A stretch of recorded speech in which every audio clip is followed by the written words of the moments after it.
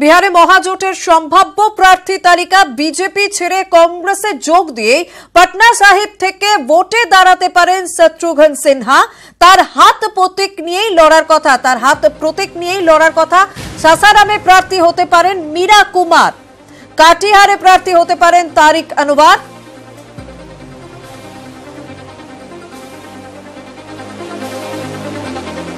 গয়ায় প্রার্থী হতে পারেন জিতন রাম মাঝি। এই নিয়ে কথা বলবো আমাদের প্রতিনিধি অত্রি মিত্রর সঙ্গে। অত্রি, জানতে চাইবো যে শত্রুঘ্ন সিনহা তিনি বেশ কয়েকদিন ধরে বিক্ষুব্ধ বিজেপি হিসেবে নিজে পরিচিতি পেয়েছিলেন, এবার তিনি কংগ্রেসে যোগ দিতে পারেন এরকমটাই একটা খবর আসছে। ঠিক কি কি জানা যাচ্ছে? আর যে সম্ভাব্য প্রার্থী তালিকা এই মুহূর্তে সূত্র মারফত জানা গিয়েছে, সেখানে কাদের কাদের নাম রয়েছে?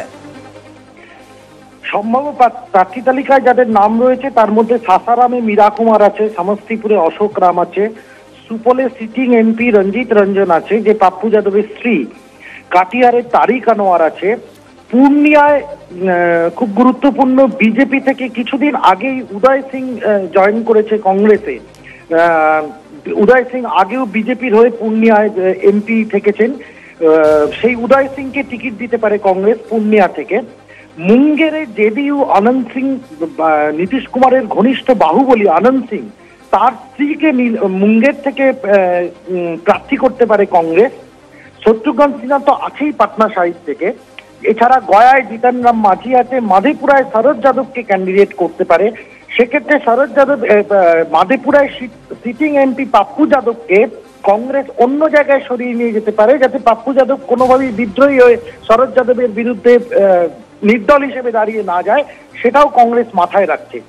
এবং শত্রুঘ্ন সিনহা সব মিলিয়ে সর্বশেষ পাটনায়, বিহারে একমাত্র পাটনা সাহিব হচ্ছে এমন একটা সিট যেখানে উচ্চবর্ণের ভোট কিন্তু অনেক বেশি মাত্রায় আছে এবং উচ্চবর্ণের ভোটই ঠিক করে যে ওইখানে কোন প্রার্থী জয়লাভ করবে। অতীতেও শত্রুঘ্ন সিনহা একাধিকবার এই পাটনা সাহিব সিট থেকে জিতেছেন এবং এবারে কংগ্রেস কিন্তু সেই বিজেপির টিকিটে উনি জয়ী হয়েছেন। এবারে কংগ্রেস কিন্তু বিজেপিকে বড় চাল দিচ্ছে শত্রুঘ্ন সিনহাকে এখানে ক্যান্ডিডেট করে, এবং পাটনার অ্যাডজাসেন্ট ফুলবাড়ি শরীফ এবং অন্যান্য জায়গায় যে মুসলিম ভোট এবং যাদব ভোট আছে সেই ভোটও কিন্তু শত্রুঘ্ন সিনহা পাবে।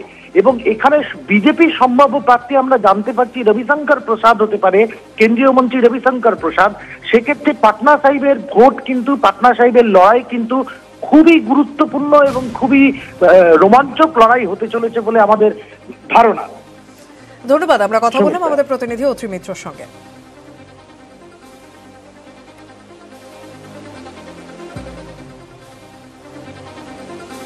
বিহারে মহাজোটের সম্ভাব্য প্রার্থী তালিকা বিজেপি ছেড়ে কংগ্রেসে যোগ দিয়ে পাটনা সাহিব থেকে ভোটে দাঁড়াতে পারেন শত্রুঘ্ন সিনহা। তার হাত প্রতীক নিয়েই লড়ার কথা রয়েছে। সাসারামে প্রার্থী হতে পারেন মীরা কুমার, কাটিহারে প্রার্থী হতে পারেন তারিক আনোয়ার, গয়া প্রার্থী হতে পারেন জিতন রাম মাঝি, মাধেপুরায় দাঁড়াতে পারেন শরদ যাদব, মুঙ্গেরের সম্ভাব্য প্রার্থী নীলাম সিং। এছাড়াও আরো অনেকের নাম উঠে আসছে এই সম্ভাব্য প্রার্থী তালিকায়।